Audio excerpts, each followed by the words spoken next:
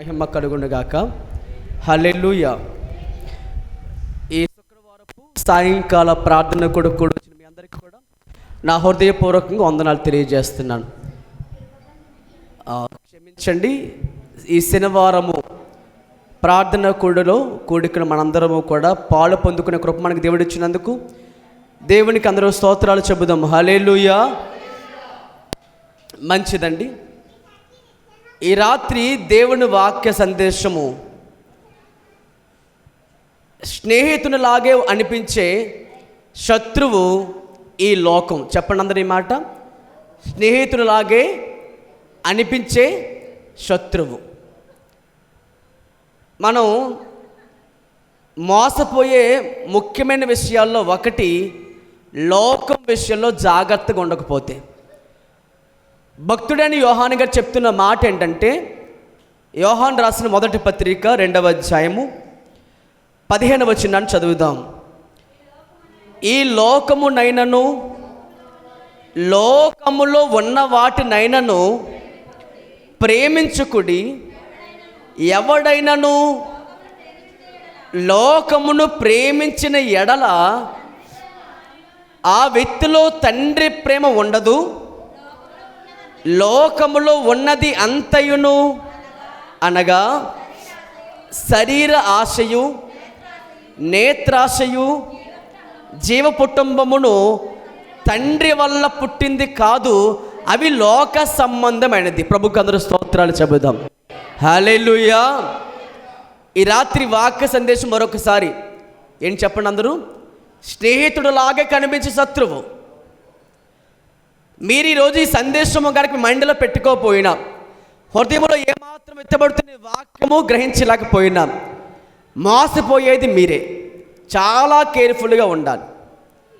ఎందుకంటే చదువుతున్న ఈ గ్రంథము ఒక క్యాజువల్ బుక్ కాదు, స్కూల్లో ఇచ్చే బుక్ కాదు.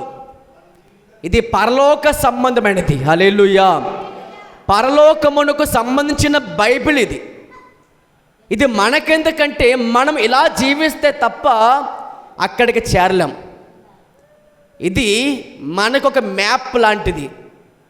ఎక్కడికి వెళ్ళాలో తెలియని వాళ్ళకి మ్యాప్ ఎంత అవసరమో, ఎక్కడికి వెళుతున్నావో నీ గమ్యం, మరణం తర్వాత ఎక్కడికో, జననం మొదలుకొని మరణం వరకు, మరణం తర్వాత కూడా ఏ గ్రంథములో కూడా ఉండదు మరణం తర్వాత ఏం జరుగుద్దో. దానికి సంబంధించింది కూడా బైబిల్ రాయబడ్డది. స్తోత్రం చెప్పండి బిగ్గరగా. అంత ప్రత్యేకమైనది గ్రంథం.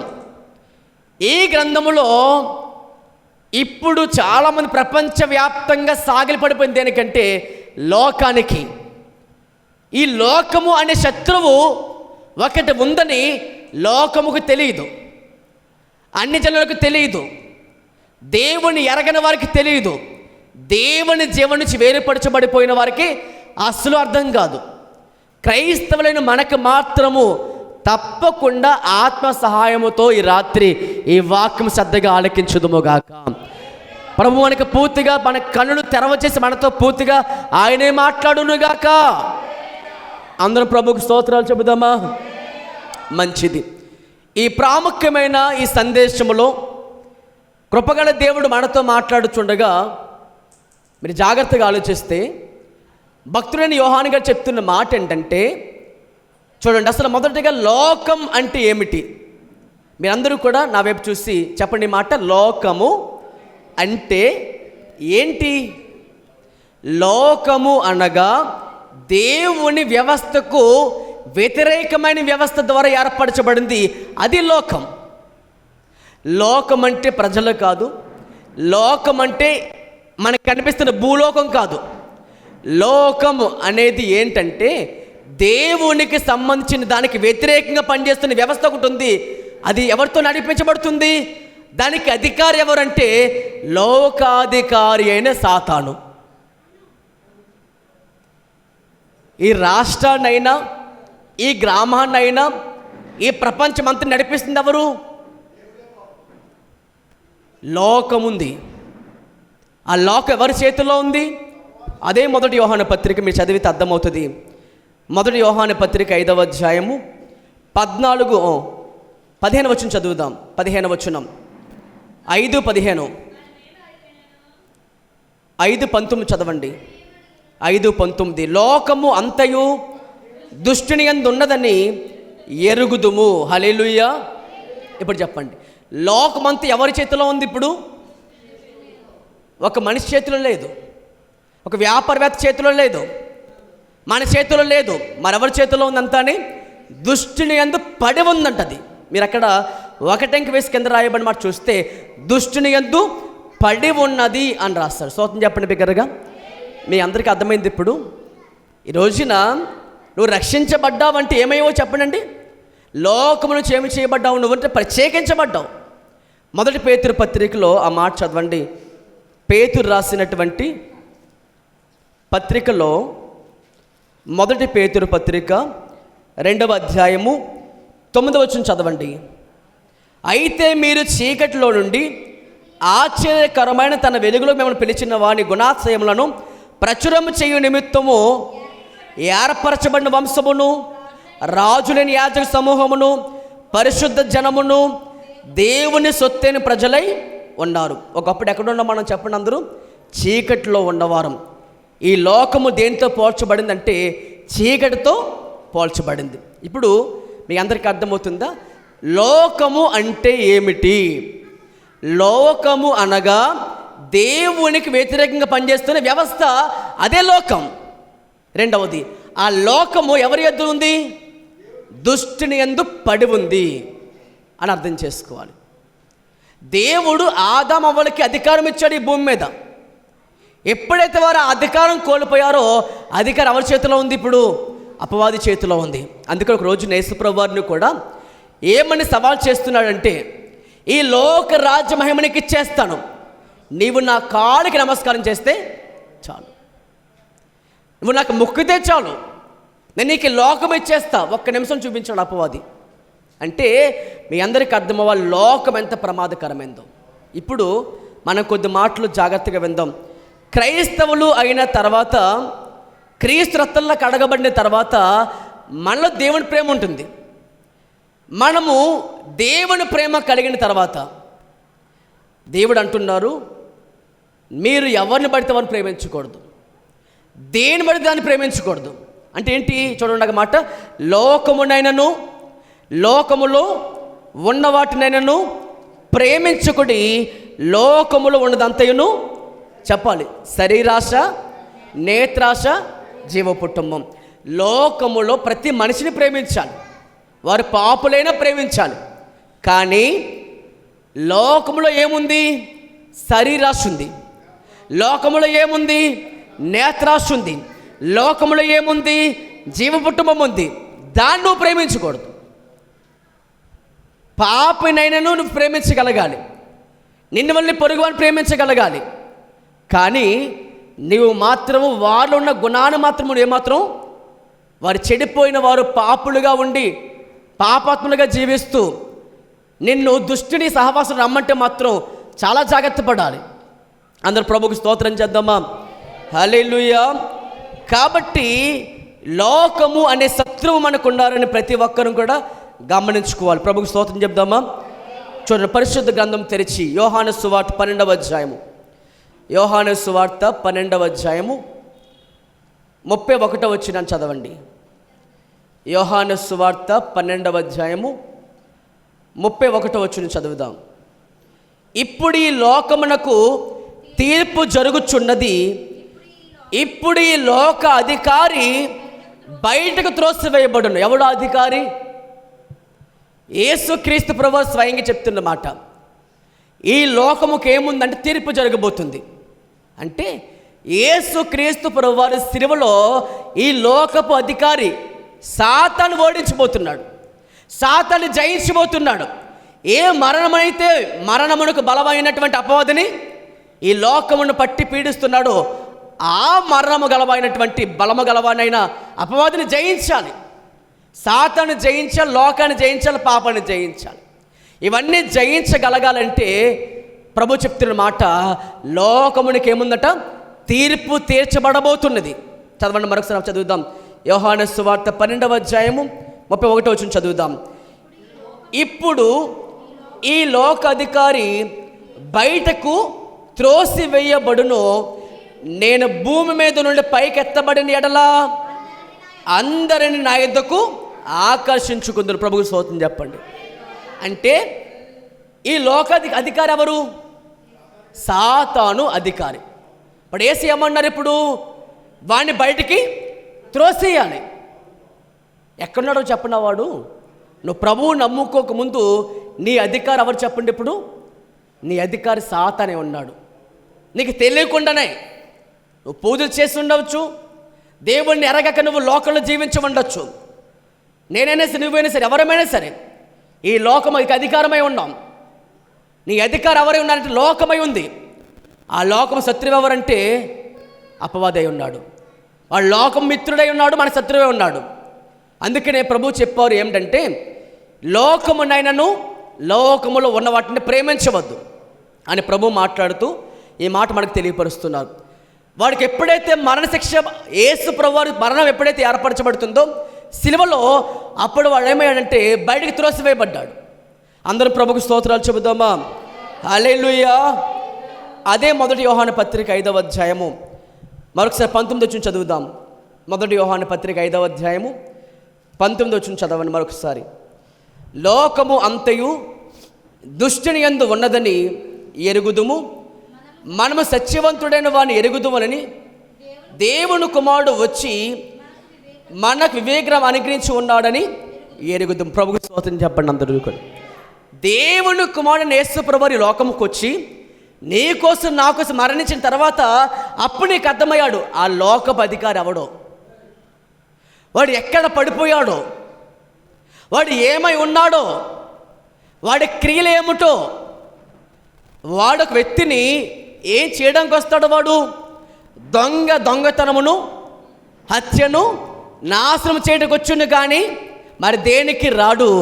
అయితే యేసయ్య మాత్రం నీలోకి ఎందుకు వచ్చారంటే నీకు సమృద్ధి జీవాన్ని ఇవ్వడానికి ప్రభు ఈ లోకానికి వచ్చాడు. గట్టిగా చప్పట్లు కొట్టి స్తోత్రాలు చెబుదాం. హల్లెలూయా. కాబట్టి ఎంత గొప్ప దేవుడు చెప్తున్న మాట ఏంటంటే, ఈ లోకమునకు అధికారం ఉన్నాడు, వాడు బయటికి త్రోసివేయబడిపోతున్నాడు. కారణం ఏంటంటే ఈ లోకముకు తీర్పు తీర్చబడి ఉన్నది. అదే శిలువ మరణం.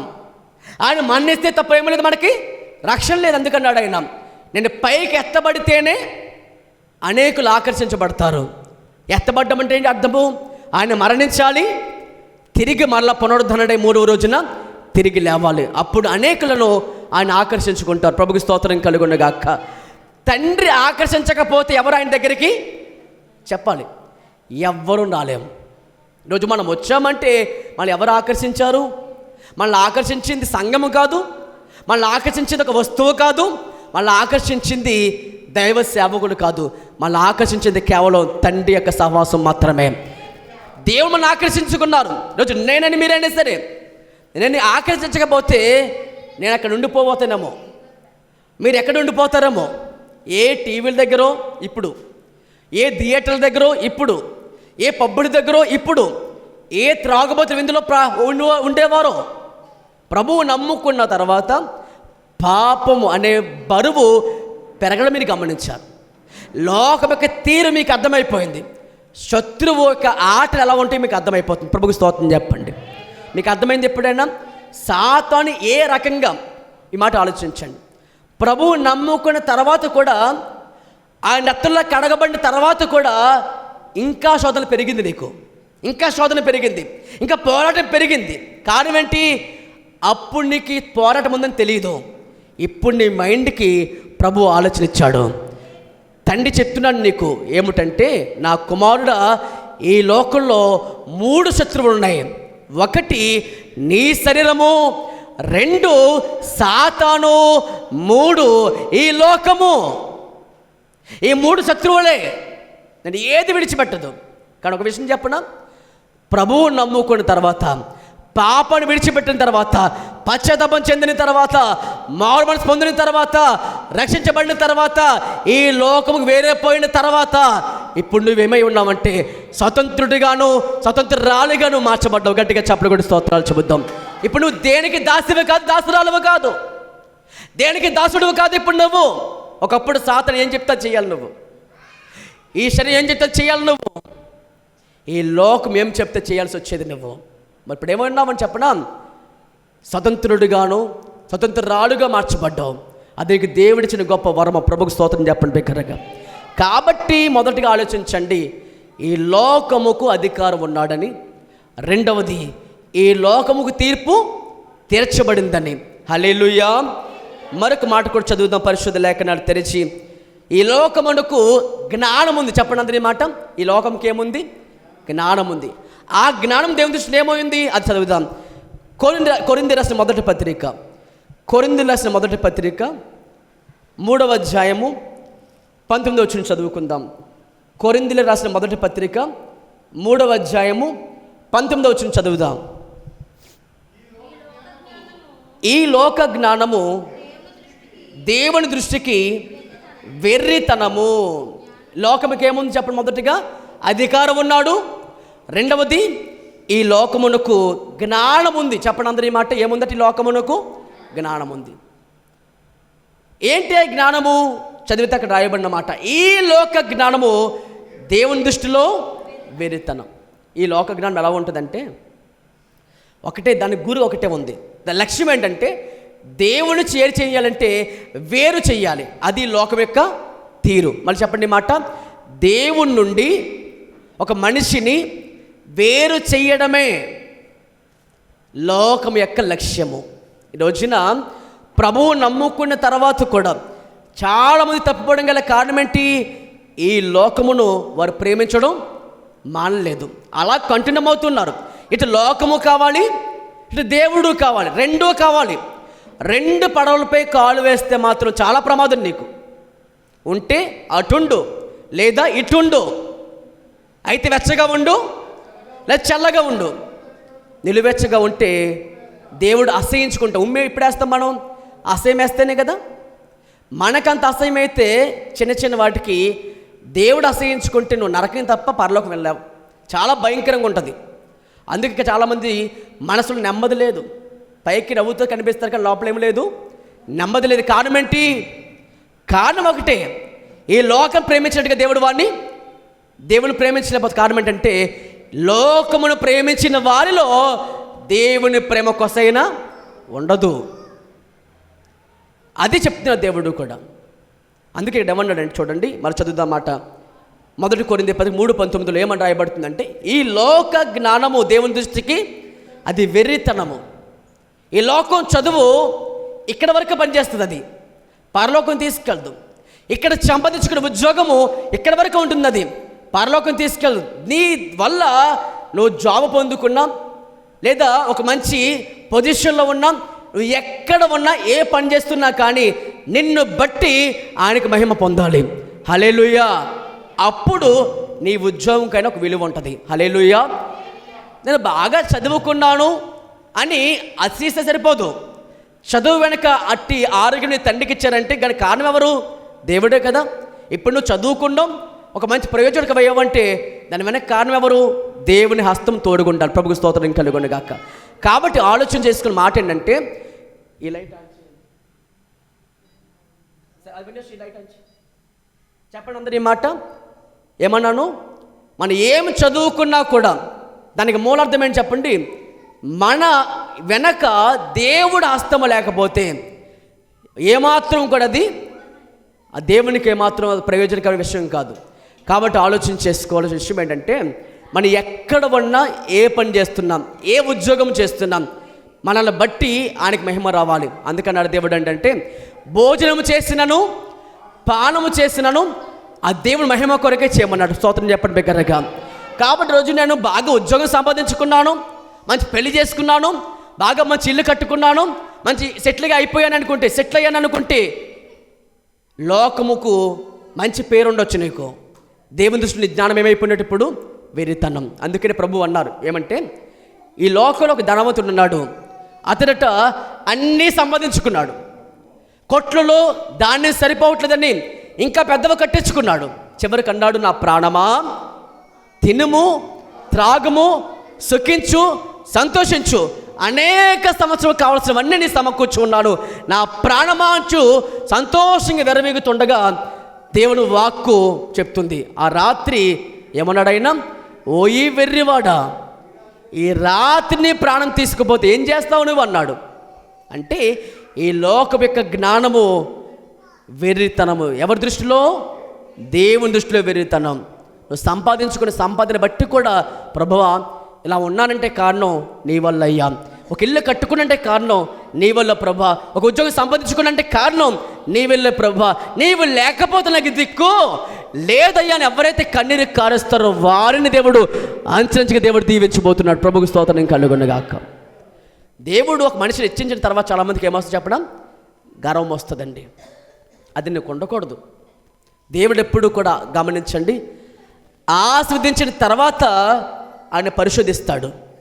చెప్పండి దాని మాట. దేవుడు నిన్ను ఆస్వాదించిన తర్వాతే పరిశోధిస్తాడు. ఉదాహరణకి దేవుడు అబ్రహాము గారికి సంతానం ఇచ్చిన తర్వాత ఇంకా పరీక్ష పెట్టాడు. ఆయన నీ కుమారుడైన ఇస్సాకును బలిపీఠం మీద పెట్టమన్నాడు. హల్లెలూయా. యోసేపుకు ఆశీర్వాదం వచ్చిన తర్వాతే అతనికి అన్ని కళ్ళు చూపించారు. రాబోతున్న దర్శనం ఇదే అన్నాడు. కానీ తర్వాత ఏమొచ్చింది? ఎన్నో శోధనలు వచ్చినాయి. అవన్నీ గెలిస్తే ఏం జరిగింది? అతని జీవితంలో సింహాసనం దొరికింది. ప్రభుకు స్తోత్రం చెప్పండి బిగ్గరగా. కాబట్టి యోసేపు ఎప్పుడైనా గర్వించాడా? యోసేపు ఎప్పుడైనా అతిశయించాడా? ఎప్పుడు అతిశయించలేం. నువ్వు ఏం కలిగి ఉన్న దాన్ని బట్టి ప్రభువా నీకే స్తోత్రం అంటూ ప్రభుని ఆరాధించాలి. హల్లెలూయా చెప్పండి బిగ్గరగా అందరూ కూడా. ప్రతిరోజు ఉదయం మీరు లేవగానే ఏం చేయాలంటే, ప్రభువా ఏ విధము చేతనైనా నాకు ఈ లోక ప్రభావము ఉండకుండా సహాయం చేయడం ప్రార్థన చేయాలి. ప్రభుకు స్తోత్రం చెప్పండి బిగ్గరగా. హల్లెలూయా. మొదట ఏం చెప్పుకున్నాము? లోకమునకు అధికారి ఉన్నాడు. రెండవది, లోకముకేముంది? జ్ఞానం ఉంది. ఆ జ్ఞానమైన దృష్టిలో వేరితనం. హల్లెలూయా. మరొక మాట చదువుదాం. యాకోబు రాసిన పత్రిక 4వ అధ్యాయం. యాకోబు రాసిన పత్రిక 4వ అధ్యాయము 4వ వచనం చదువుదాం. 4:4 వ్యభిచారులారా, ఈ లోక స్నేహము దేవునితో వైరమని మీరు ఎరుగరా? కాబట్టి ఎవడి లోకముతో స్నేహం చేయగలనో వాడు దేవునికి శత్రువగును. చాలండి. 3వ మాట, లోకమునకు మనం ఎప్పుడు మిత్రులు అవుతామో దేవునికి అప్పుడు ఏమవుతాం? మనం శత్రులం అవుతాం. అక్కడ రాయబడిన మాట ఏంటంటే, ఈ లోక స్నేహము దేవుని దృష్టిలో వెరితనం. ఈ లోక స్నేహము దేవునితో వైరము. చెప్పండి అందరి మాట. ఈ లోక స్నేహము దేవునితో వైరం. లోకంతో స్నేహం చేయడం అంటే అర్థం ఏంటని చెప్పండి. అంటే ఈ లోకము ఎవరి చేతిలో ఉందంటే సాతాను చేతిలో ఉంది. సో సాతానుతో స్నేహం చేయడం. అందుకనే యోహాను సువార్త 8వ అధ్యాయము 44 చదవండి. యోహాను సువార్త 8వ అధ్యాయము 44 వచనంలో యేసుక్రీస్తు ప్రభువరక పరిసయ్య శాస్త్రుల గుంపును తిడుతూ ఉన్నారు అక్కడ ఆయన. యోహాను సువార్త 8వ అధ్యాయము 44 చదవండి. మీరు మీ తండ్రికి అపవాది సంబంధులు, మీ తండ్రి దురాశ నెరవేర్చుకోరుచున్నారు. ఆది నుండి వాడు నరహంతకుడు, వాడిలో సత్యమందు వాడు నిలిచినవాడు కాదు, వాడికి సత్యమే లేదు. వాడు అబద్ధం ఆడినప్పుడు తన స్వభావం అనుసరించి అబద్ధం ఆడును. వాడు అబద్ధం ఆడుటకును అబద్ధముకు జనకుడనే ఉన్నాడు. నేను సత్యము చెప్పుచున్నాను గనుక మీరు నమ్మరు. నా యందు పాపం ఉండదని మీరు ఎవడు స్థాపించును? నేను సత్యము చెప్పుచున్న ఎడల మీరు ఎందుకు నమ్మరు? దేవుని సంబంధి అయిన వాడు దేవుని మాట వినును. మీరు దేవుని సంబంధులు కారు గనుకనే మీరు వినరని చెప్పాను. ఎందుకు ఆనాడు యూదులు ఆయన మాట వినలేదు చెప్పండి అంటే, ఆయనకు మాట చెప్తూ వచ్చారు. ఏమనంటే, వీరు లోకమును ఆశ్రయిస్తూ, లోకాన్ని ప్రేమిస్తూ, లోక జ్ఞానాన్ని పొందుకుంటూ వారు ఏమనుకుంటున్నారంటే, అబ్రహాము సంతానం మేము. ఏమన్నారు వాళ్ళు చెప్పండి అందరి బిగ్గరగా? మేము అబ్రహాము సంతానము, మా తండ్రి అబ్రహాము అని అన్నారు తప్ప ఒక్కరోజు కూడా దేవుని ప్రేమ ఏమరుకో వారికి లేదు. దశమభాగం ఇస్తారు, కానుకలు ఇస్తారు, కానీ తల్లిని తండ్రిని సన్మానించరు, గౌరవించరు. అంటే పైకి వారు భక్తి నటించేవారుగా ఉన్నారు, అలాంటి వాటి ప్రభు చెప్తున్న మాట ఏంటంటే, మీరు మీ తండ్రి యొక్క అపవాది సంబంధులు. మన క్రైస్తవులుగా తెల్లబట్టలు వేసుకొచ్చినా కూడా లోపల మార్పు లేకపోతే మన అధికారం ఎవడు ఇప్పుడు? అపవాది అవుతాడు. అందుకన్నాడు ఇక్కడ, మీరు అపవాది సంబంధులే ఉన్నారు. నా బిడ్డలైతే నా మాట వింటారు కదా, మరి నా మాట ఎందుకు వినట్లయితే కారణం ఎవరు? మీరు అపవాది బిడ్డలు అయిపోయినారు అని వారిని గద్దించి మాట్లాడినప్పుడు వారు చాలా నొచ్చుకున్నారు. వారి గర్వం దేనికోసం అంటే, మా తండ్రి అబ్రహాము మేము పరలోకి వెళ్ళిపోతాం అనుకున్నారు. మారు మనసు పొందకపోతే తండ్రి గదికి ఎవరు చేరడం సాధ్యం కాదు. అదే యోహాను గారి దగ్గర నుంచి ఇప్పటి వరకు ప్రభు చెప్తున్న మాట అదే, మారు మనసు పొందండి, పరలోక రాజ్యం సమీపించండి అని ప్రభు చెప్తూ వచ్చారు. ప్రభుకి స్తోత్రం చెప్పండి బిగ్గరగా, హల్లెలూయా. కాబట్టి లోకమునకు మన స్నేహం చేస్తే, లోకం స్నేహం అంటే సాతాను చెప్పే మాటలు విన్నాడు వాడు లోకం స్నేహం చేసేవాడు. ఈ రోజుల్లో మనం నిన్న మాట్లాడుకున్నాం చాలాసార్లు, ఏమంటే ఈ లోకమునకు ఆచారాలు ఉంటాయి, ఈ లోకమునకు సాంప్రదాయాలు ఉంటాయి, ఈ లోకమునకు ఈ మను చరిత్రలు మనువాదం ఇవన్నీ వచ్చిన తర్వాత ఇంకా పాడైపోయినాయి. సతీ సహగమనం చాలా చాలా వచ్చినాయి. ఇవన్నిటినీ కూడా దానితో పాటుగా ఇంకా చెప్పాలంటే లోకంలో ఎన్నో విషయాల్లో మనము వాటికి దగ్గర అయిపోతున్నాం. రోమాపత్రికలో ప్రభు అన్నారు, రోమాపత్రిక 12వ అధ్యాయము 2వ వచనం చదువుదాం. రోమాపత్రిక 12వ అధ్యాయము 2వ వచనం చదువుదాం. ఈ లోక మర్యాదను అనుసరించక ఉత్తమమును అనుకూలమును సంపూర్ణమయ్యున్న దేవుని చిత్తం మీద పరీక్షను తెలుసుకున్నట్లు మీ మనస్సు మారి నూతన మగుట వలన రూపాంతరం పొందుడి. ప్రభుకు స్తోత్రం చెప్తాం అందరం కూడా, హల్లెలూయా. ఇంకో మాట చెప్తే వినండి జాగ్రత్తగా. ఈ లోకము యేసయ్యను ఎప్పుడు ద్వేషించేది? చెప్పండి, మాట పక్కవారు చెప్పండి ఇప్పుడు కూడా. ఏమంటారు? ఈ లోకము యేసయ్యను ఎప్పుడు ద్వేషిస్తూ ఉండేది. ఎందుకు? మీరు చెప్పండి కొన్ని కారణాలు. ఎందుకు ద్వేషించి ఉండేది? ఆయన మంచి మాటలు చెప్పేవారు, ఎవరైనా అనారోగ్యంతో ఉన్నా వాడిని బాగు చేసేవారు, గుడ్డివారు కళ్ళిచ్చిన వారు, కుష్ఠం సహితం ఆయన బాగు చేసిన వాడు, ఎంతో గొప్పవాడు ఆయన. అసలు ఆయన పేరు బట్టి ఎవరికి సరిపోదు, ఆయన పాపము లేదు. అలాంటి గొప్ప దేవుడు ఆ రోజుల్లో ప్రజల చేత ఎందుకు ద్వేషించబడ్డారు అనుకుంటున్నారు? కారణం చెప్తారు ఎవరైనా? ఎందుకు యేసయ్య ద్వేషించబడ్డారు ఆ రోజుల్లో? ఇప్పటి రోజుల్లో కూడా అనేక మంది ఆయన్ని 3 మేకలు పీక్కోలేనాడు, మీకు దేవుడు ఎలా అవుతాడు అని రకరకాల మాటలు మాట్లాడు ఊరు తిరుగుతూ ఉంటారు కొంతమంది. అలా మాట్లాడే ఆ అవకాశం ఎందుకు వారికి వచ్చింది చెప్పనా? ప్రభు వాక్యం చెప్తున్న మాట చూడండి. యోహాను సువార్త, అందరూ బైబిల్ తెరవండి. యోహాను సువార్త 7వ అధ్యాయము 7వ వచనం చదవండి. 7:7 లోకము మిమ్మును ద్వేషింపనేరదు, కానీ దాని క్రియలు చెడ్డవని నేను దాని గురించి సాక్ష్యం ఇస్తున్నాను గనుక అది నన్ను ఏం చేస్తుందంట? ద్వేషిస్తుంది. ఎందుకు ఆయన ద్వేషిస్తుంది లోకము? కారణం ఆయన చెప్తున్నాడు ఏంటంటే, మీ క్రియలు, మీ పనులు సరైనవి కాదు. మీరు కొత్త బట్టలు వేసుకున్నా, పెద్ద పెద్ద అంగీలు వేసుకున్నా, మీరు జీలకర్రలో కానుకలు ఇచ్చినా, పుదీనాలో జీలకర్రలో కానుకలు ఇచ్చినా, దశభాగం ఇచ్చినా, కానుకలు ఇచ్చినా, లోపల అంతరంగా చూస్తే సున్నము కొట్టిన సమాధుల్లారా అని పలికినవాడు ఆయన. పైకి పళ్ళము కడుక్కుంటున్నారు, లోపల శుద్ధి లేదు అని చెప్పినవాడు ఆయన. కారణం ఏంటి? పైకి భక్తి నటిస్తూ లోపల శక్తి లేని వారే ఉన్నారు. హల్లెలూయా. అలాంటి వారు ప్రభు చెప్తున్న మాట ఏంటంటే, లోకమాన్ని ద్వేషించింది.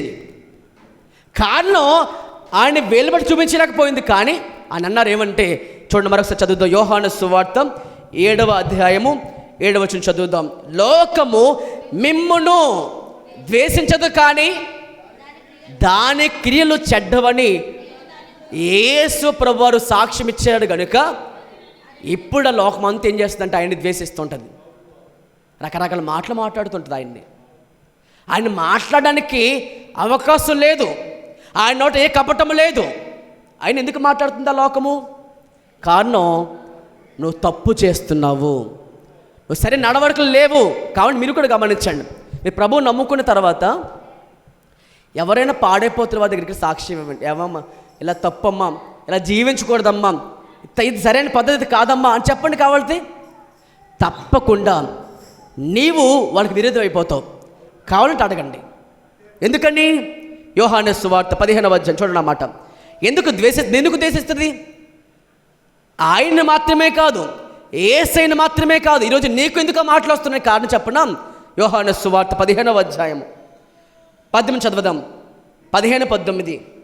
లోకము మిమ్మును ద్వేషించిన ఎడల మీకంటే ముందుగా నన్ను ద్వేషించింది ఎరగాలి. నీకేం తెలియాలి చెప్పండి? యేసే ప్రభు చెప్తున్న మాట ఏంటంటే, మిమ్మల్నే కాదయ్యా, మీకంటే ముందు నేను ఎవరిని ద్వేషించారు? ఈ లోకం ద్వేషించింది. అది నీకు తెలియాలి. తర్వాత చదవండి. మీరు ఈ లోక సంబంధులు అయితే తాగేవాడితో స్నేహం చేస్తాడు. వ్యభిచార పాపం చేసే వాళ్ళతో వాళ్ళు స్నేహంగా చేస్తారు. ఇలా ఏదో పాపం చేస్తూనే ఉంటారు. కానీ మీరేమై ఉన్నారు చెప్పండి ఇప్పుడు? మీరు లోక సంబంధులు అయితే లోకము కూడా నేను ఏం చేస్తుంది? స్నేహం చేస్తూనే ఉంటుంది.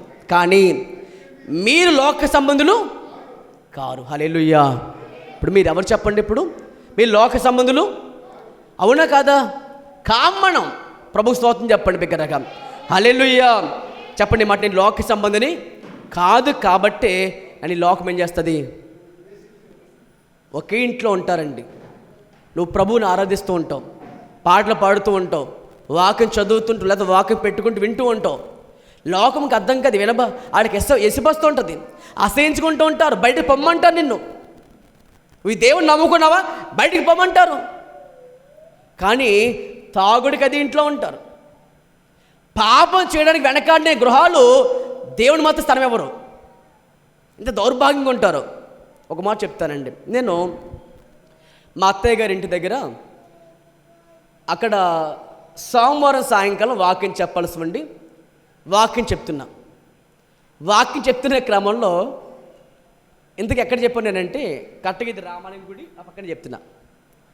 ఒక ఆయన ఫుల్గా తాగేసి వచ్చాడు. ఎలా ఊగుతూ వచ్చేయమన్నాడంటే, ఇక్కడ వాక్యం చెప్పడానికి లేదు అన్నాడు. ఏ అంటే, ఇది మా గుడి అన్నాడు. అప్పుడు నాకు అనిపించింది, ఇక్కడ తాగచ్చా? మరి పవిత్రంగా చూసుకునే నీవు మరి ఎలా వేస్తావు నువ్వు అక్కడ? అదే మళ్ళీ గుళ్ళోకి వెళ్ళిపోతావు. మరి తప్పు కదా అది. ఇంకో సంగతి చెప్తాను. మెంటపేటలో ఒక అమ్మాయికి దయ్యం పట్టుకుంది. అర్ధరాత్రి 11 గంటలకు వెళ్ళాం. అప్పుడు మా ఆవిడ ప్రెగ్నెంట్ కూడా. 11 గంటలకు వెళ్ళాం. 11 గంటల నైట్ టైం. ఆ దయ్యం పట్టుకున్న అమ్మాయిని రకరకాల బూతులు తిడుతున్నారు. బూతులు తాగేసి లోపలికి వచ్చారు మందిరానికి. ఆ అమ్మాయిని లోపల మందిరం తీసుకొచ్చారు. జుట్టు పీకి, అయి పీకి, చెప్పులతో కొట్టి, అవి కొట్టి బాబా చాలా చేశారు. నేను ఆ అమ్మాయి చివరికి ఏమందంటే, బూతులు ఆడుతూ ఉంటే ఆ అమ్మాయి మాట్లాడుతూ ఉంటుంది, ఇది పరిశుద్ధ స్థలం, ఇది ఇలాంటి మాట నువ్వు మాట్లాడకూడదు కదా అంది. ప్రభువు స్తోత్రం చెప్తాండి. దయ్యముకున్నటువంటి ఇంకిది జ్ఞానం ఎవరికి లేదు? మనుషులు లేదు. ఆ దయ్యముని గడగలు ఆడేస్తుంది ఆ రోజున. అంటే దయ్యములు సైతం మనకి ఏమవుతాయి? సాగరపడి వణుకుతుంటే. అందుకనే దావీదు కుమారుడా నాతో నీకేం పని, పో అన్నది అక్కడి నుంచి. అప్పుడు అన్నాడు ఆయన, మమ్మల్ని దయచేసి పాతాళమునకు పంపించవద్దని అది ఏడ్చినాయి. హల్లెలూయా. ఆలోచించండి, ఈ లోకములో ఎందుకు ద్వేషాలు వస్తాయి చెప్పనా? నువ్వు సరైన మార్గంలో నడవరా బాబు, వద్దురా, అలా వెళ్ళకూడదా, అది తప్పునని చెప్తే మాత్రం నీకేం చెప్పనా? ఈ లోకం నేను ద్వేషిస్తూ ఉంటుంది. మంచి చెప్పినా కానీ చెడు ఎదురొస్తుంటుంది. బెట్టింగ్ ఆడకరా బాబు, నీ కుటుంబం పాడైపోతుంది, నాశనం అయిపోతురా, ఈ కోడి పందులు వద్దురా అన్నావు అనుకోండి, అలాగే అండి అంటాడు. పక్కన తర్వాత నీ మాటించుకొని పెట్టించుకోడు. నా జీవితం నా ఇష్టం అని ఎరిగిపోతాడు. చివరికి అన్ని నష్టం చేసుకుంటాడు. మనం చెప్పినప్పుడు ఎలా ఉంటుందంటే, వారు వాక్యం తెలుసు కదా, మన వాళ్ళు చెప్పుకోండి, మన వాళ్ళని, మనవారు అనుకున్న వారిని ఎప్పుడు నమ్మకండి. మీ రోజుల్లో మనం మంచి చెప్పినక్కడ ఎలా ఉంటారంటే, ఎదురే తన్నుతారు మనకి కావాలితే. మంచి చెప్తావు, మనవాడు కదా పాపం, మన సంఘంగా వచ్చి బయట కదా, తమ్ముళ్ళు అంటాడు కదా, లేదా అన్నయ్యలు అంటాడు కదా, పెద్దనాళ్ళు అంటాడు, పెద్దమ్మలు అంటాడు కదా, పెద్దోళ్ళు కదా అని చెప్పి ఏం చేస్తావు? కొంతమంది అంటే నా ఇష్టం నా జీవితం, ఎగురుతావు, ఒకరోజు నువ్వు పడతావు. ఇప్పుడు బండి చేతికి ఇవ్వడం మన వంతు, తాళం మనమే ఇస్తాం.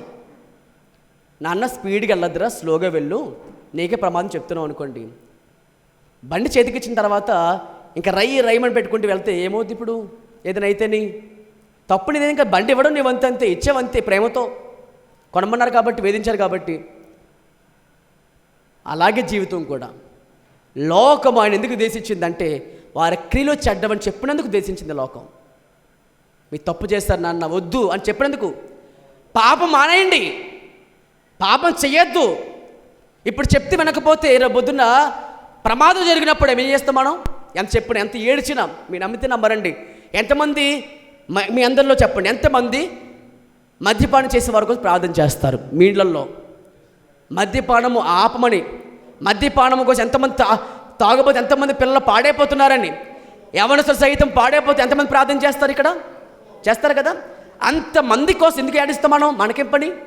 మీకు ఏసీలు లేవా? మీకు సరైన ఫుడ్ లేదా? ఎందుకు బాధపడతాం మనం? క్రైస్తవుడిగా నీకు బాధ వస్తుంది. ఎందుకంటే అయ్యా, నా రక్త సంబంధులనో, లేదా నీ రక్తంలో కడగబడిన వారనో, లేకపోతే ఇంకా లోకంలో ఉన్నారనో, ప్రభువా అలాంటి వారు కన్నులు తెరవు ప్రభువా. వారు మారితే సమాజం మారుతుంది, వారు మారితే కుటుంబం సంతోషంగా ఉంటుంది. లేదంటే ఎప్పుడు చూసినా కొట్టుకోవడం, తిట్టుకోవడం, అన్నీ తగలెట్టుకోవడం, అన్నీ పాడేసుకోవడం, ఇదే జరుగుతుంది ఎక్కడైనా సరే. అలాగే కుటుంబాలు మారడం కోసం మనం ప్రార్థన చేస్తున్నాం. సంఘం ఎందుకు కూడుకుంటాం మనం ఇక్కడ? అలాంటి మార్పు కోసం ఈ సినిమాను ప్రార్థన పెట్టడం ముఖ్యమైన కారణం. అనేకుల కోసం ప్రార్థన చేస్తున్నాం. అనేకులు బాగుపరచబడాలి, నరకానికి చేరవకూడదు. ప్రభు ఏమన్నారంటే అగ్నిలోని సహితం కనీసం కొంతమందిని లాగమన్నాడు ఆయన, సందేహించవద్దన్నాడు ఆయన. సందేహం ఏమీ లేదు, ఎందుకంటే లోతుని చెయ్యి పట్టుకుని బయటకు తీసుకొచ్చిన దేవుడు ఆయన. ప్రభు స్తోత్రం చెప్పండి బిగ్గరగా. మనల్ని సహితం, ప్రార్థన సహితము అబ్రహాం ప్రార్థన దేవుడు ఆలకించి లోతును తప్పించిన దేవుడు. మన ప్రార్థన, సంఘ ప్రార్థన, కుటుంబ ప్రార్థన, యవనస్తుల ప్రార్థన ఆలకించే దేవుడు తప్పకుండా అందరి హస్తము దేవుడు పట్టుకుని బయటకు లేకపోతే దేవుడు నడిపించునుగాక. హల్లెలూయా. ఈ ఉగ్రతలో రాబోతున్న తీర్పులో నుంచి బయటకు రావాలంటే మన ప్రార్థన ఎంతో అవసరం. ప్రభువుకు స్తోత్రం చెప్దాం. మనం ప్రార్థన ఆపేస్తే వారికి ఊపిరి అందదు. ఒక మాట ఆలోచించండి, ప్రార్థన ఊపిరి లాంటిది. నీ ప్రార్థన నీ కుటుంబానికి ఊపిరి. ఆ ఊపిరి వాళ్ళు పీల్చుకుంటుంటారంటే అది నీ ప్రార్థన ఖచ్చితంగా ఉండాలి. ప్రభువు స్తోత్రం చెప్పండి బిగ్గరగా. యోబు గారి ప్రార్థన కుటుంబానికి కంచెగా ఉంది. ప్రార్థన లేని చోట శత్రువు విలవలాడుతూ ఉంటాడు, ఆటలాడుతుంటాడు. అక్కడ ప్రార్థన చాలా ప్రాముఖ్యం. ప్రార్థన మానేసామా అక్కడ శత్రువు రకరకాల చిందులు వేస్తూ ఉంటాడు. నీకు తెలియకుండా జరుగుతుంటావు అన్నీ కూడా. ఇక చివరికి నీకు దేవుడు నేను దూరం అయిపోయినంత దూరం వెళ్ళిపోతుంటే తెలియదు, అర్థమవదు. సంసోనుని యెహోవా ఎడబాసిన విషయం సంసోనుకి తెలియలేదు. కారణం ఒకేసారి పడిపోం మనం. స్లోగా మనలో ఆత్మీయత, ఆత్మ విషయంలో పడిపోతూ వెళుతూ ఉంటాం. మనకు తెలీదు. మన పైకి బాగానే కనిపిస్తాం, ఆరోగ్యంగానే ఉంటాం, అన్నీ సమృద్ధిగానే ఉంటాయి. కానీ ఏముంటుంది లోపల? ఆత్మలో మాత్రం వీక్ అయిపోయిన వారుగా ఉంటాం. వాక్యం వినలేం, ఒక పాట పాడినా కానీ ఆత్మీయత రాలేదు. కారణం ఏంటి? లోకమునికి ఎక్కువ ప్రయారిటీ ఇచ్చావు, దేవునికి తక్కువగా ప్రయారిటీ ఇచ్చావు. లోకంలో ఎక్కువ విషయం మనం వింటూ ఉన్నాం అనుకోండి, వాళ్ళ మాటలు వీళ్ళ మాటలు, లేకపోతే లోకంలో ఉన్నటువంటి సినిమాలు ఇవన్నీ వింటూ ఉన్నాం అనుకోండి, ప్రార్థన చేయగానే అసలు నీకు మనసు రాదు. ఎందుకు? నీ జీవితము ప్రభువుని నమ్ముకున్న తర్వాత ఈ భూ సంబంధమైనది కాదు, ఈ లోక సంబంధమైనది కాదు, పర సంబంధమైన వ్యక్తివి. ప్రభువుకు స్తోత్రం కలుగుండగాక. నువ్వు ఏ లోక సంబంధం వ్యక్తివి కాదు, నువ్వు పైన వ్యక్తివి, సమానుడివై ఉన్నావు. హల్లెలూయా. నువ్వు పైన వ్యక్తివి. అందుకు చెప్పండి మాట, నేను పైన వ్యక్తిని, నేను పరలోక సంబంధిని, నేను నా పౌరసత్వము ఈ సంబంధమైనది కాదు, ఈ లోక సంబంధమైనది కాదు, అదే పర సంబంధమైనది. ప్రభువు స్తోత్రం కలుగునగాక. కాబట్టి లోకం నేను ఏం చేస్తుందంటే ద్వేషించడం మొదలు పెడితే. ఇప్పుడు నువ్వు మారిన తర్వాత ఎవరైనా ధర త్రాగదంకి వెళ్దాం, ధర బెట్టింగ్కి వెళ్దాం, ధర సినిమాకి వెళ్దాం రా అని పిలిచారనుకోండి, నువ్వు రానన్నావు అనుకో, వెంటనే వచ్చేస్తుంది. ఏమవుతుంది? వెంటనే ఏమొస్తుంది? వాళ్ళకి కోపం వస్తుంది. నువ్వు కొన్ని కార్యక్రమాలు కూడా వెళ్ళవు, క్రైస్తవుడు కాబట్టి. కొన్ని పదార్థాలు తినవు, ఎందుకు? బైబిల్ చెప్తుంది కాబట్టి తినవు. లోకం ఏమంటుందంటే రకరకాల మాటలు అంటుంది. అయినా గుర్తించుకోవాలి, నువ్వు పరలోక సంబంధమైనవి. అయితే కొన్నిసార్లు నీ కుటుంబం వ్యతిరేకించినా కూడా, వారే మారుతాను ప్రార్థన చేయంతే. వారి కోసం ప్రార్థన చేయి. తిట్టద్దు, వాడు ఏమనద్దు, వాడి ముఖాన్ని నువ్వు ద్వేషించద్దు. ఎందుకని చెప్పి బైబిల్ చెప్తుంది ఏమని, మిమ్మల్ని లోకము ద్వేషిస్తుంది. నీకు లోకమేమి దండగదు. లోకం నీకు ఎప్పుడూ తిడుతూనే ఉంటుంది, ద్వేషిస్తూ ఉంటుంది. కానీ నువ్వేం చేయాలి చెప్పండి, ఆ మాటలకు ఏమాత్రం కునిగిపోకుండా ఆయనకు అప్పగించుకో. ప్రభుకు స్తోత్రం కలుగును గాక. నీ పక్షముగా ఆయనే చూసుకుంటాడు. ఇంకా హల్లెలూయా, హల్లెలూయా. నాకు దేవుడు కావాలి, నాకు దేవుడు ముఖ్యం అనుకుని దారునికి వచ్చావనుకో, దేవుడు చాలా ఇష్టపడతాడు నిన్ను. నీ త్యాగము దేవుని సమీపం చేస్తుంది. ప్రభుకు స్తోత్రం చెప్పండి. ఏమన్నాను? నీ త్యాగము ఎంత త్యాగం చేస్తావో, ఎంత దగ్గర అయిపోతాయి ఆయనకి. దేవునికి దగ్గర అయ్యే వాళ్ళే లోకముకు దూరంగా ఉంటారు. దేవుని ప్రేమ ఎవరిలో ఉంటుంది చెప్పండి? లోకము యొక్క ఆశలలో కానీ, లోకము యొక్క తీరులో కానీ దూరం అయ్యే కొలిది లోకాన్ని ద్వేషించడం మొదలు పెడుతుంది. అయినా ఒకటే గుర్తుపెట్టుకో, నీకు లోక సుఖాలే కావాలా, దేవుని ప్రేమ కావాలా? లోక ప్రేమ కావాలా, దేవుని ప్రేమ కావాలా? లోక సంబంధాలు కావాలా, దేవునితో సంబంధం కావాలి? ఏం కావాలో కోరుకో. నీ నిర్ణయాన్ని బట్టి నీకు పరలోకమో నరకమో ఏర్పరచబడుతుంది. నిర్ణయం ఒకటే, ఒకే ఒక్క నిర్ణయం నువ్వు తీసుకునే డిసిజన్ బట్టి ఆధారపడుతుంది. నువ్వు పరలోకం వెళ్తావా, నరకం వెళ్తావా అని. రోజు నువ్వు ప్రభువునందు విశ్వాసం ఉంచి రక్షణ పొందుకున్నావంటే నిర్ణయం ఏంటి? పరలోకమే కదా. పరలోకం వెళ్ళవలసిన వ్యక్తివి నువ్వు. ఈ లోకం యొక్క చిక్కులు ఎందుకు పడిపోతున్నావు నువ్వు? అది గుర్తుపెట్టుకోవాలి. ఈ లోకము అందరూ ఒకటి అంటది, నువ్వు అనాలి దేవుడు ఒక్కడే. ఆరాధిస్తున్న దేవుడు పాపము లేనివాడు, పాపం చేయనివాడు, పవిత్రుడు, నిర్దోష, నిష్కమనుష్ఠుడు, పాపుల ప్రత్యేక జీవించినవాడు, పరిశుద్ధుడైన ఆ పరిశుద్ధుడైన దేవుని దగ్గర నేను చెంత చేరాలంటే ఈ లోకపు వ్యామోహం పడిపోకూడదు. అందుకన్నాడు ఆయన ఏమంట, లోకములో ఉన్నదంతయును చెప్పండి అందరి మాట, శరీరాశ, నేత్రాశ, జీవపుట్టుమము అవి తండ్రి వల్ల పుట్టింది కాదు. ప్రభుకు స్తోత్రం చెప్పండి అందరూ కూడా. హల్లెలూయా, హల్లెలూయా. చూడండి మరొక మాట చదువుదాం. లూకాసు సువార్త 16వ అధ్యాయం 8 చదవండి. లూకాసు సువార్త 16:8 చదవండి. 16:8. అన్యాయస్తుడైన ఆ గృహ నిర్వాహకుడు యుక్తిగా నడుచుకున్నని వాని యజమానుడు వాని మెచ్చుకునను. వెలుగు సంబంధుల కంటే ఈ లోక సంబంధులు తమ తరమును బట్టి చూడగా యుక్తిపరులే ఉన్నారు. మనం ఎవరమంటండి? వెలుగు సంబంధులు. చెప్పండి అందరి మాట, మనం ఎవరము? వెలుగు సంబంధులం. మీకు అర్థమవుతుందా? ప్రభువు రాకడ దగ్గర పడుతుందని ఎంతమంది ముడిపట్ట కంటే తీవ్రమైన పద్ధతిలో ప్రార్థన చేస్తున్నారు. హల్లెలూయా. ప్రతిరోజు ఇంకా బలంగా ప్రార్థించమని ప్రార్థన సరిపోదు, ఇంకా ప్రార్థన చేయాలి.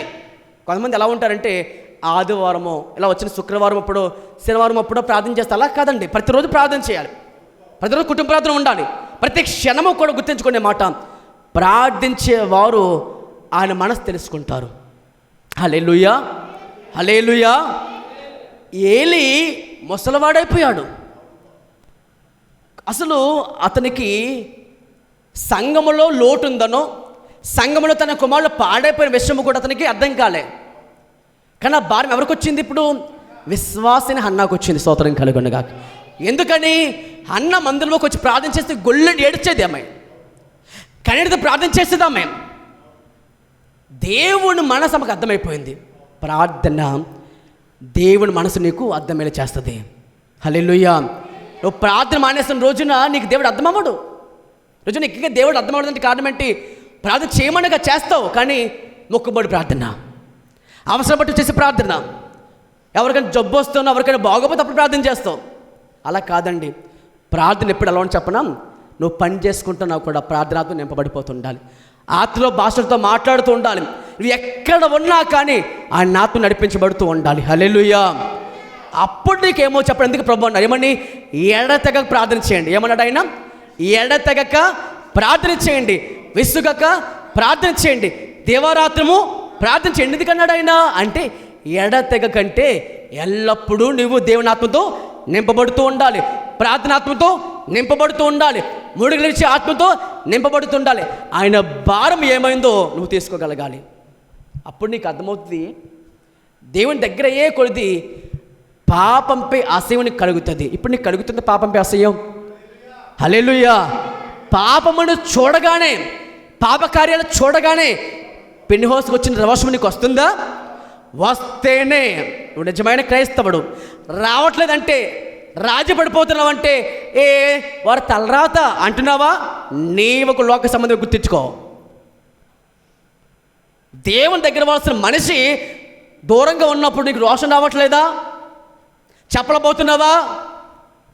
ఇక రోషం లేకపోతే అర్థమేంటి చెప్పనా?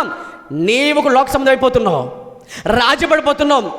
మనం ఏం చేస్తామని చెప్పాల్సిందిగా చెప్తాము, కానీ మనం ఏం చేయగలం అంటున్నావా? రాజ్యపడిపోతున్నావు నువ్వు. కొన్ని రోజులకి మొత్తం దూరం అయిపోతావు.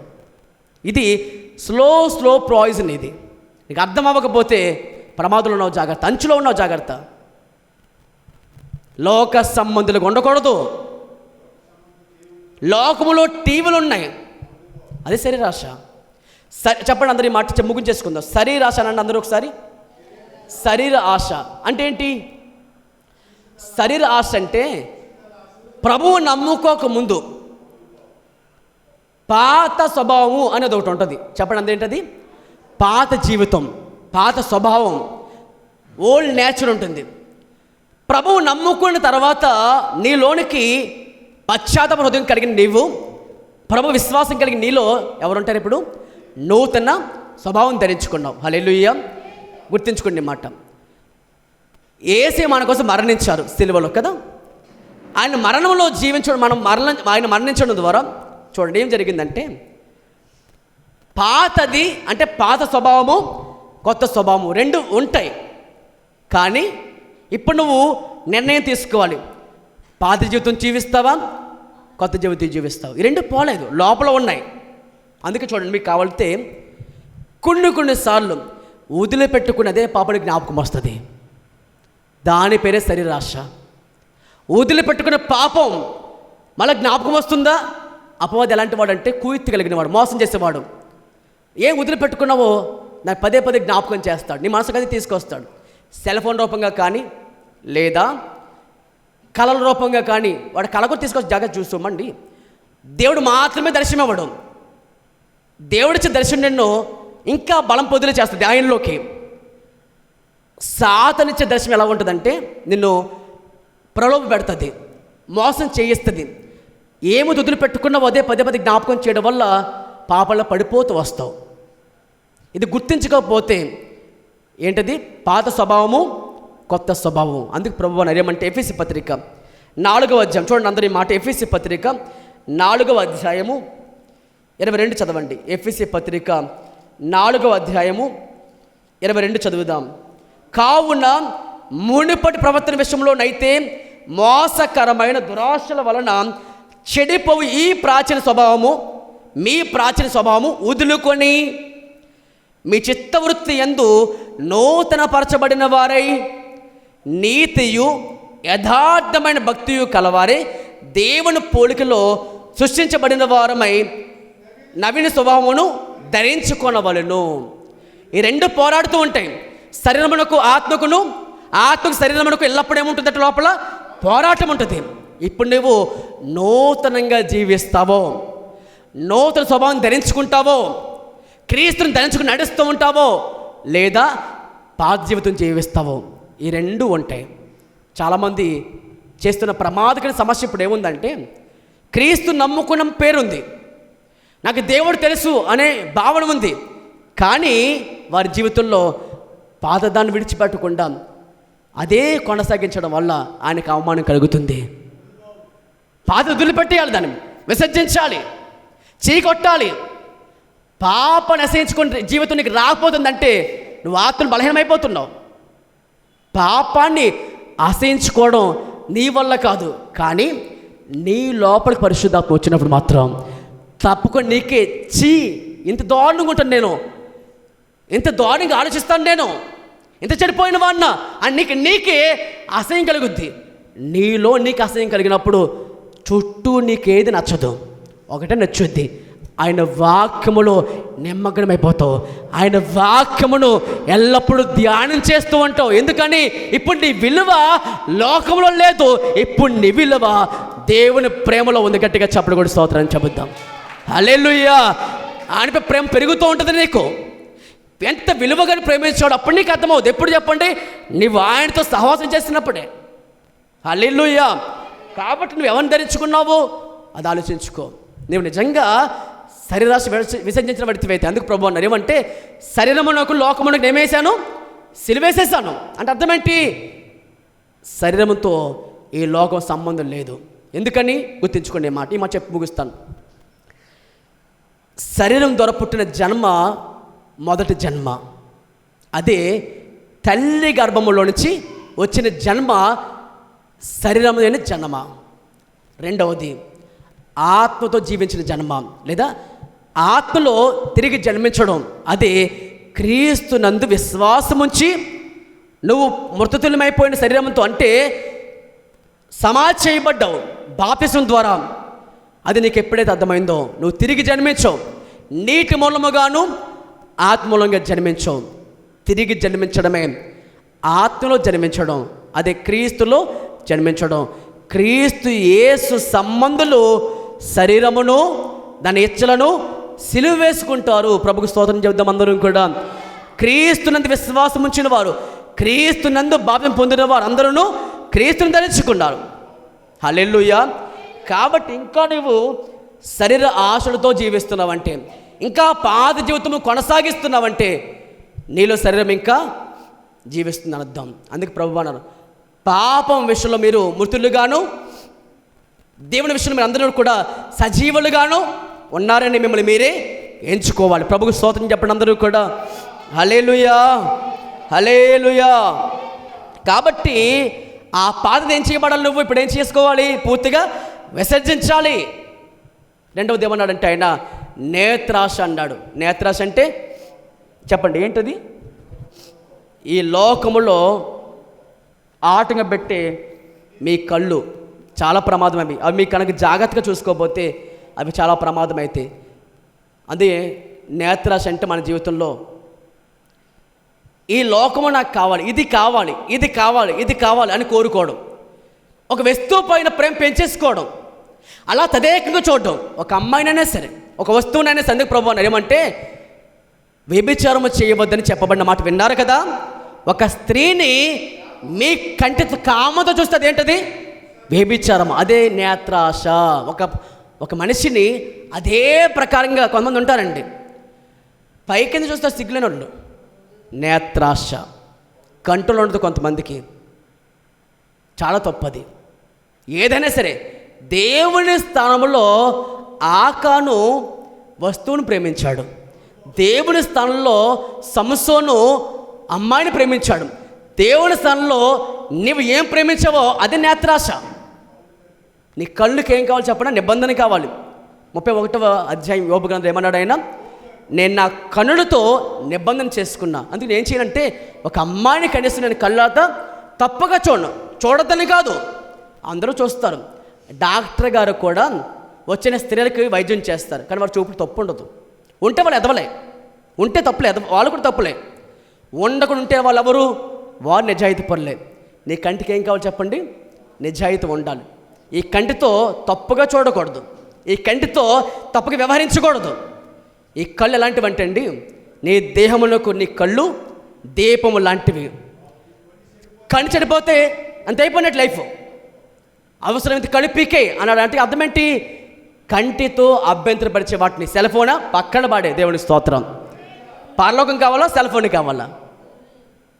పరలోకం కావాలి, దాని స్థలం ఏమైనా కావాలి. టీవీ కావాలా? తొక్కపడి పక్కన పడేదండి, అవసరం లేదు నీకు. టీవీకి బానిసైపోయి పరలోకం పోగొట్టుకుంటావా? అల్పమైన వాటిని, తుచ్చమైన వాటిని, దేవుని రాజ్యమైన వాటికి. ఇది ఎలా ఉంటుందంటే, పరలోకం ఇస్తారంటే నాకు చాక్లెట్ కావాలంటాడు కొంతమంది. అంతే చీపుగా చూస్తున్నారు ఆయన్ని. ఇంకా విషయం చెప్పనా?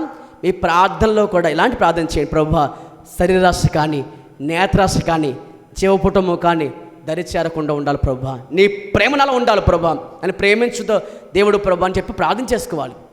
ఇంకా చిన్న చిన్న చిన్న వాటికి కాదు. జీవపుటం అంటే అర్థం ఏంటి? జీవపుటం అంటే గర్వం. నాకు ఈ లోకంలో గుర్తింపు కావాలి.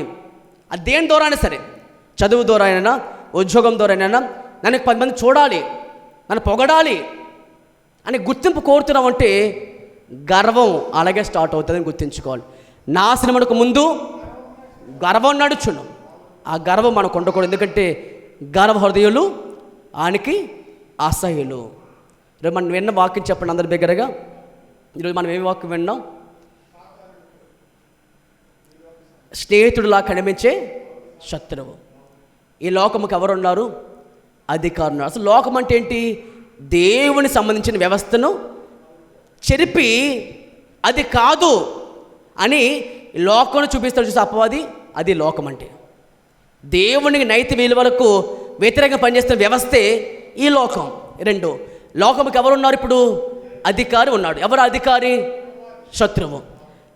దేవుడు ఏం చేస్తారు? యేసుప్రభువు వారు ఈ లోకములో వాడు ఆయుధాలన్నీ తీసేసి సిలువలో ప్రాణం పెట్టిన తర్వాత వాడు తోకను మన కాళ్ళ కింద పెట్టాడు. మీరంతా తొక్కుబాడమని చెప్పేసండి. హల్లెలూయా.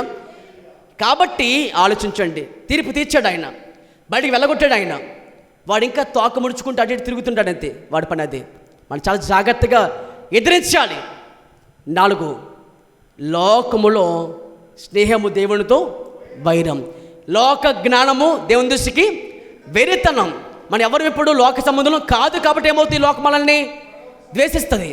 మన వెలుగు సంబంధంలో ఇవన్నీ గుర్తించుకొని చాలా జాగ్రత్త పడి లోకపులు అన్ని విషయాలు ఏమైపోయకూడదు, పాలుపం పొందేయకూడదు. చాలా జాగ్రత్త పడండి. అది లేకపోతే మనకి ఎడబాటు వస్తుంది ప్రభుత్వం మనకి. ఇవన్నీ గ్రహించుకొని మనం ప్రార్థన చేసుకుందాం. దేవుడిచ్చిన వాక్యం దీవించునుగాక. హల్లెలూయా. ప్రార్థన చేసుకుందాం, అందరు మోకరించుదాం. హల్లెలూయా, హల్లెలూయా, హల్లెలూయా, హల్లెలూయా.